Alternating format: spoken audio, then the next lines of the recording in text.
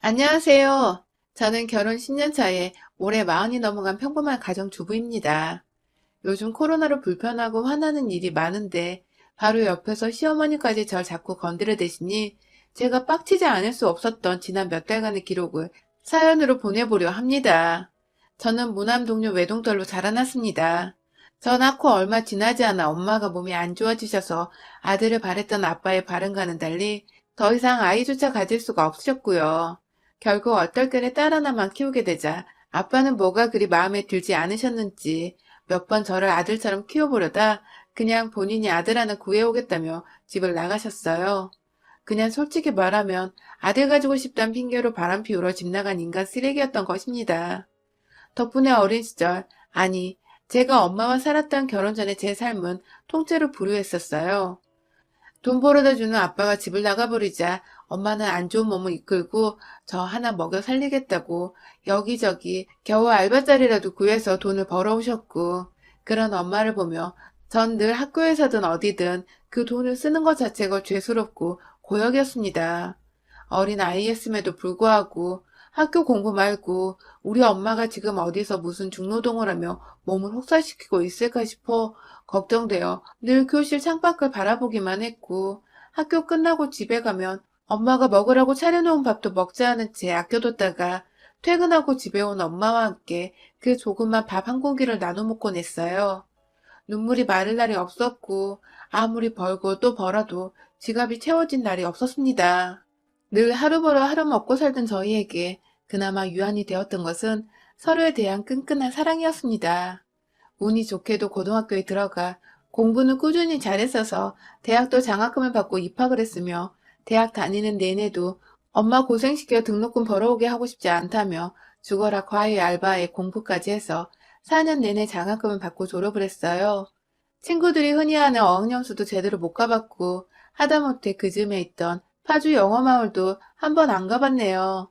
자격증 공부고 뭐고 일단 돈부터 무조건 벌어야 한다는 그 마음 하나로 곧장 취업을 했고, 마음은 늘 불행했지만 돈은 따박따박 잘 주는 대기업에서 30 가까이 되도록 돈 모으며 일만 하다가 얼떨결에 남편을 만났어요. 회사에서 자주 가는 회식 장소였던 근처에 고깃집을 운영하고 있던 남편은 상사들에 이끌려 늦은 시간마다 술을 마시러 오는 저를 오래도록 봐왔다고 했어요. 같이 신나서 술을 들이부어 마시는 모습부터 도살장에 끌려가는 개 마냥 억지로 웃음을 지은 채 힘겹게 술을 들이부는 모습까지. 그리고 결국 그 힘든 내색을 어디다 할 곳이 없어 식당 안 화장실에서 혼자 대성통곡을 하고 나와 세면대에서 눈물을 닦던 모습까지도 말이죠. 저를 보며 어떻게 사는 사람이길래 저렇게 왔다 갔다 표정이 변했다 말았다 하면서 자기 뜻대로 살지를 못하고 있을까 싶어 자영업을 하던 남편은 회사 다니면서 현대판 노예로 살아갔던 저를 무지 신기하고 또 애처롭게 쳐다봤대요. 반면 저는 아무 생각이 없었습니다. 남편이 그곳 사장인 줄도 몰랐어요. 그냥 부장님이 주신 카드로 여자인 제가 계산을 처리할 때마다 계산대에 서서 몇 번 저를 쳐다보길래 이젠 식당 직원도 내가 만만한가 싶어서 막 자격지심에 우라통이 터지려고도 했었죠. 그러다가 한번 모든 팀원들이 술에 취하고 계산을 해야 했던 저는 끝까지 두 눈 부릅뜨고서 버티다가 회식이 해산되던 때에 가장 마지막으로 자리를 빠져나가며 계산을 하려는데 남편이 절 계산대에 계속 세워뒀어요. 카드가 작동이 안 되는 건가 싶어서 순간 식은땀까지 흐르며 이 돈을 다 내 카드로 계산을 해야 하는 건 아니겠지 하며 아찔한 걱정을 하던 중 남편이 제게 식당 명함을 건네주더라고요. 언제든 힘들면 여기로 전화를 하라며. 식당 명함인데 왜 적혀있는지 모르겠는 핸드폰 번호를 가리키는데 내심 그게 그날 제겐 술보다 더 유한이 되었습니다. 그렇게 서로가 서로에게 적극적으로 끌릴 일이 없었음에도 불구하고 힘든 표정과 따뜻한 말 한마디를 나누며 서로에게 암묵적인 유한을 얻었던 것 같아요.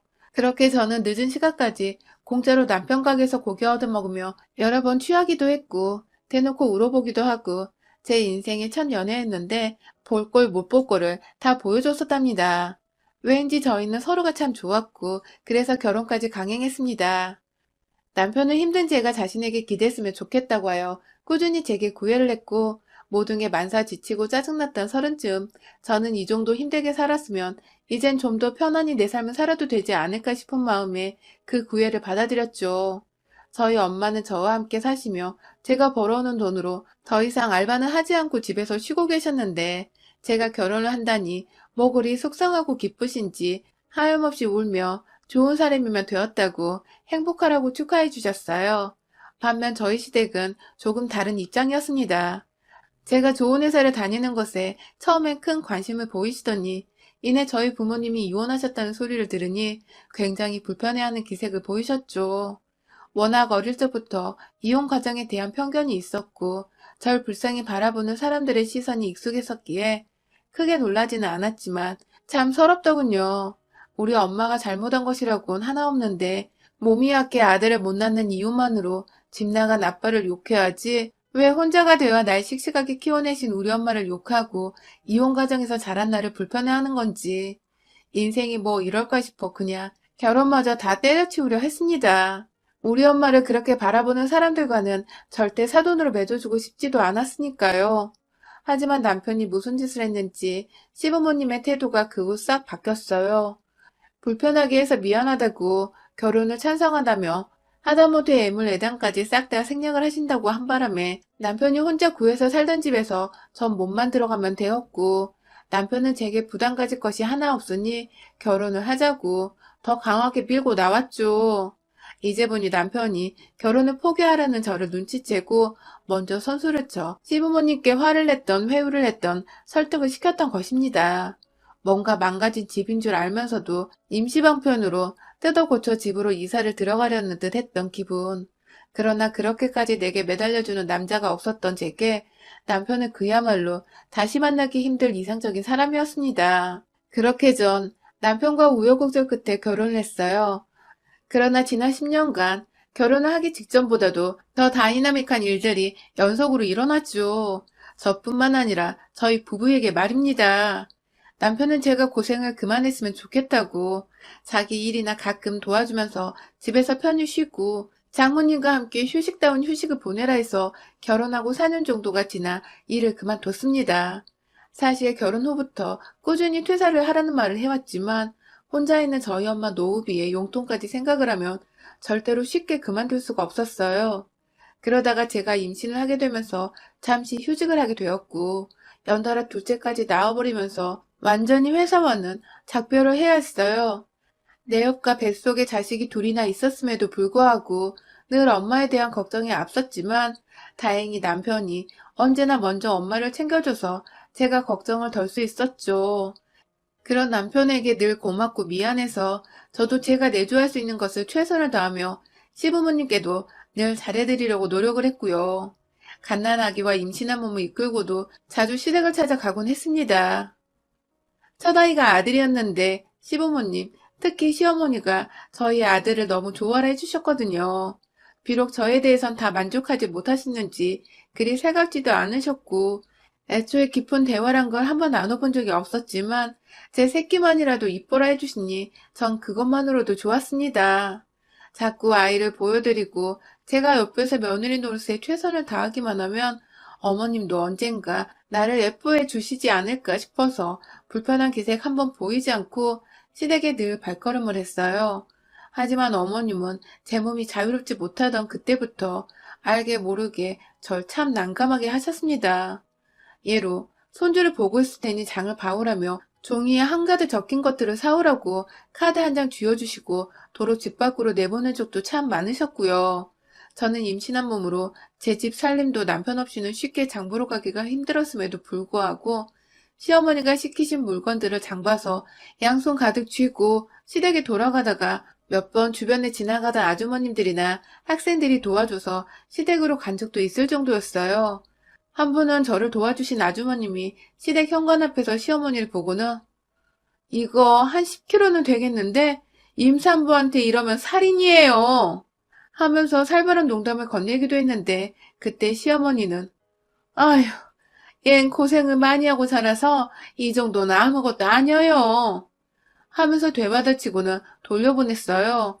그날 집안에서 전 낯선 아주머니한테 시어머니를 고자질했다는 오해를 받으며 눈칫밥을 먹다가 끝내 밥도 못 얻어먹고 집에 돌아왔고요. 그뿐만이 아니에요. 남편과 함께 시댁을 찾아가도 남편 없을 때만 교묘히 절 괴롭히시는 건지 뜨거워 죽겠는 꼬막을 식히지도 않은 채 껍질을 까내라고 맨손에 식빵용 나이프 하나만 쥐어주신 적도 있고 1인 그릇에 남편과 따로 김치를 담아주시며 겉절이라 맛있다고 하시더니 제 김치엔 알고 보니 식초를 하도 많이 넣어놓으셔서 제가 먹다가 재채기를 미친 듯 하다가 남편이 이상함을 눈치채 대신 먹어보곤 시어머니께 난리를 친 적도 있었어요. 일부러 식초 퍼 부었냐고 물어보는 시어머니는 참기름인 줄 알았는데 몰랐어 하며 핑계를 대며 요리조리 잘 피해가셨지만 그 뒤론 제 국물엔 소금 한 숟갈을 더 넣어주신다거나 생선은 덜 익힌 부위를 잘라주시는 등 굉장히 무섭도록 저를 괴롭히고 또 그것에 대해 재미를 느끼시는 듯 했습니다. 솔직히 밥에 돌이나 머리카락 넣는 거 있잖아요. 그딴 건 정말 일도 아니었어요.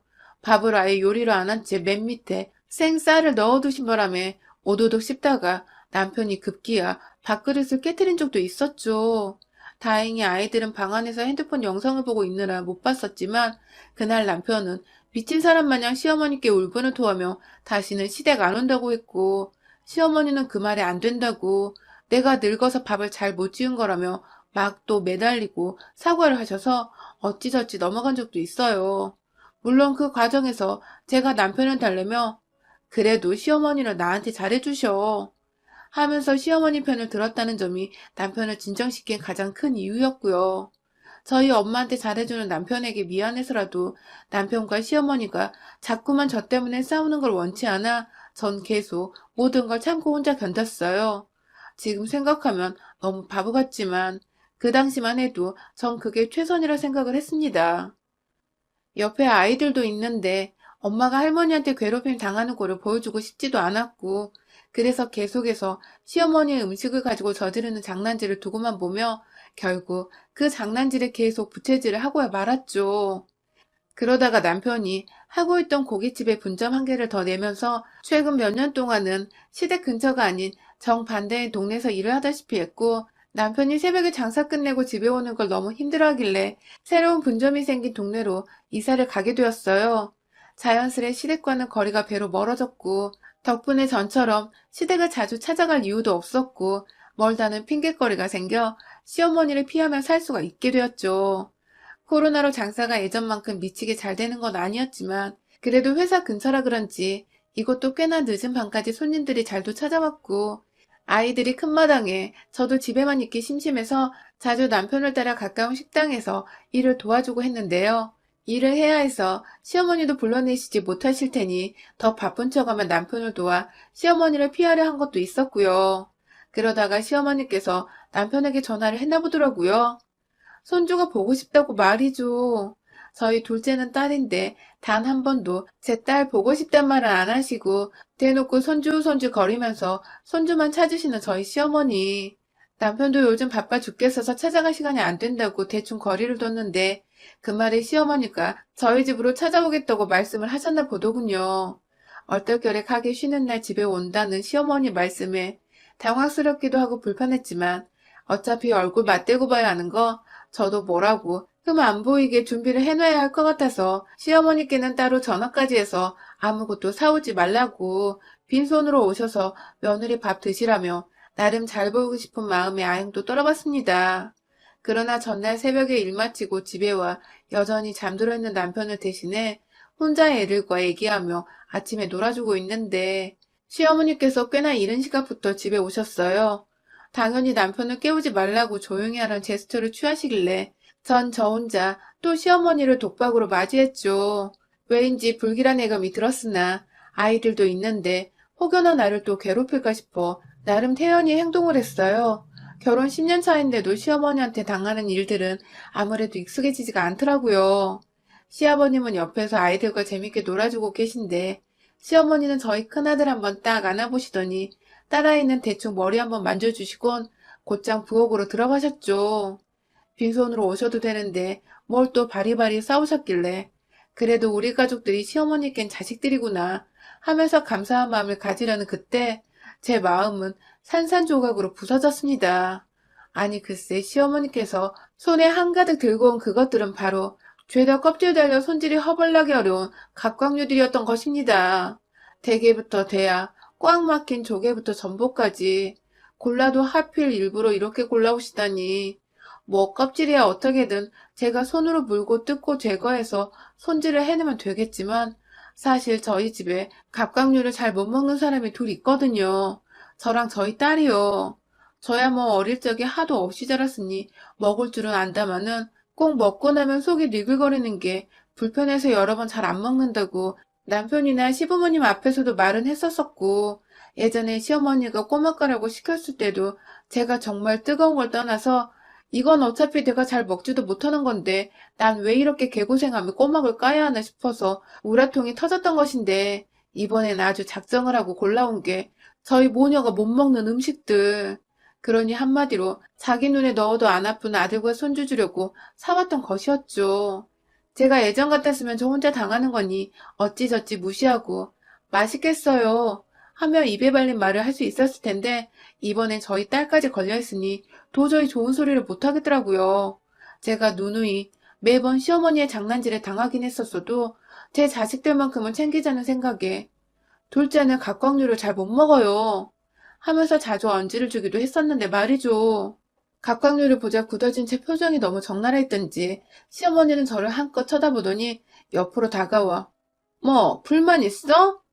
하고서 오히려 당당히 물어보더라고요.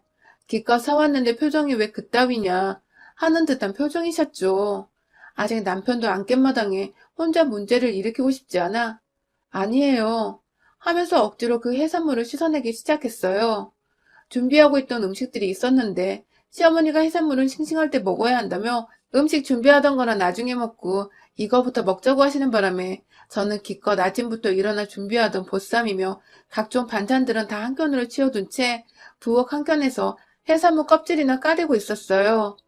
대게나 대하는 그냥 소금 위에 구워 먹어도 되지만 시어머니가 굳이 먹기 편하게 손질을 하라고 시키셔서 대하부터 차근차근 까기 시작했고요. 대게도 반에 반토막씩 내서는 삶으려고 준비를 해놨죠. 조개도 굳이 구워 먹어도 되는 건데 푹 끓여서 얼큰한 조개탕에 소주 한잔 하고 싶다 하셔서 국을 끓여내기로 했고 그 국에 넣을 조개도 이왕이면 씹히는 것이 없이 조개알만 먹고 싶다 하셔서 껍질을 까냈습니다. 마지막 전보. 그래도 비싼 거, 몸에 좋은 거 사주신 것만으로도 어디냐며 속으로 정신 단련을 100만 번도 더 하면서 끙끙거리며 숟가락으로 전복을 퍼내고 있는데 옆에서 시어머니는 뒤통수를 봐도 뻔히 째려보고 계시고 도저히 껍질 빼내는데 집중을 못하겠더라고요. 사사건건 도와주시지는 않으면서 이것부터 해라, 저것부터 해라. 급기야 누가 봐도 혼나고 있는 것처럼 보였는지 저희 딸이 조용히 제 옆에 찾아와서는 엄마 괜찮아? 라고 물어보는데 그런 딸에다가 대고서 시어머니가 한다는 말이 넌 네 아빠 닮아서 불쌍한 걸 못 참는 거니? 아니면 네 엄마를 닮아서 불쌍한 게 뭔지를 아는 거니? 하고 말입니다. 아직 초등학교도 안 들어간 딸아이한테 뭘 안다고 그런 말을 해대시는지 저도 순간 화가 나서 어머님 무슨 말씀을 그렇게 하시는 거예요? 하면서 말을 툭 던져버렸어요. 그 순간 제가 너무 우라통이 터져버려서 손으로 전복을 까다 말고 손을 그대로 껍질에 베어버리기까지 했죠. 피가 스멀스멀 올라오는데 옆에서 딸은 엄마가 소리를 지르는 것부터 손에서 피까지 나니 마음이 불안정해졌는지 엄마 하면서 울음을 터뜨렸네요. 아휴, 어린애가 무슨 잘못이 있다고 해서 안 되는 말을 얘 앞에서 짓거리는 것도 모자라 내 딸 눈에서 눈물 나게 하는지. 상대가 다른 사람도 아닌 시어머니라 생각하니 저도 더 열이 뻗치더라고요. 손에서 나는 피고 보고 당장 딸아이 들고 남편 자는 안방에 들여다 놓은 뒤 시아버지랑 놀고 있는 큰아이를 시켜서 동생 좀 방 안에서 달래고 있으라고 했어요. 아빠 닮아 엄마 말이라고는 칼같이 듣는 아들은 또 냅다 안방으로 동생 걱정이 되어 들어가더군요. 그리고 전 시아버지만 바라보고 있는 그 상황에서 시어머니를 향해 껍질 벗기느라 다라이 한가득 넣어둔 전복, 그리고 그 쟁반 위에 쌓아둔 전복 껍질을 확 다 다라이통에 합쳐서는 바로 앞에 며느리가 뭐하고 있나 구경만 하고 있던 시어머니를 향해 부어버렸습니다. 완전 아래에서 위로 일어서며 다라이를 얼굴로 확 들이부어 시어머니는 졸지에 전복으로 얻어맞은 것이죠. 나한테 함부로 했던 건 내 아이들 생각해서 그래도 참으려 했는데 이젠 내가 만만해서 내 딸까지 건드려? 하면서 모아놓은 대하 껍질부터 조개 껍질까지 그 밑에 주르르 흐르는 비린내 나는 각각류 물까지 그냥 확 쓰레기로 버릴 것들이었는데 시어머니를 쓰레기통이라 생각하며 얼굴에 쳐 부었네요. 그 따갑고 딱딱한 것들. 나 골탕 먹이려다 본인이 뒤집었으며 평생 경험하지 못했을 수치와 모욕을 당한 시어머니. 얼굴부터 여기저기 따끔거리는 와중에 냄새가 비릿비릿하게 올라오는지 충격받아 말도 못하고 뭐라 도와달라고 시아버지한테 대꾸도 못한 채 눈만 뻐끔뻐끔 거리던 그때 뒤에서 뭔가 느낌이 쎄해 돌아보니 남편이 서 있었어요. 아이들 볼까봐 당연히 방문은 손으로 닫고 있었지만 남편도 꽤나 충격을 받은 듯 했죠. 하지만 제 눈에 고인 눈물을 본 남편은 자기 엄마가 또 무슨 또라이 짓을 했다는 걸 단번에 파악을 했는지 어머니, 당장 가세요. 아버지, 어머니 데리고 얼른 나가세요. 하면서 호통을 쳤고 시아버지도 자기 마누라가 제대로 잘못을 했다 생각을 하셨던 건지 무슨 죄인 마냥 시어머니 옷을 쥐어잡고는 끌고 나가시더라고요.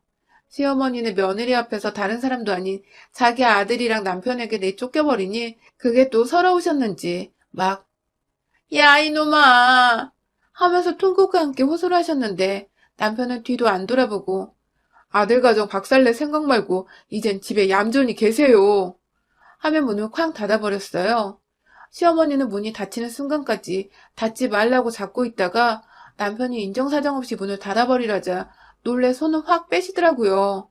한마디로 아주 매몰차게 아들한테서 버림을 받은 것이었죠. 아 정말 우리 남편 없었음 마무리를 어떻게 해야 했나 순간 고민도 했는데 아니 더 세게 나가야 하나 싶어서 여기 사연에 올라온 것들처럼 시엄마 머리 끄댕이라도 잡아야 했나 싶었는데 남편이 더 모질게 자기 엄마를 집에서 쫓아주니 어찌나 고맙고 또 한편으론 미안했던지요.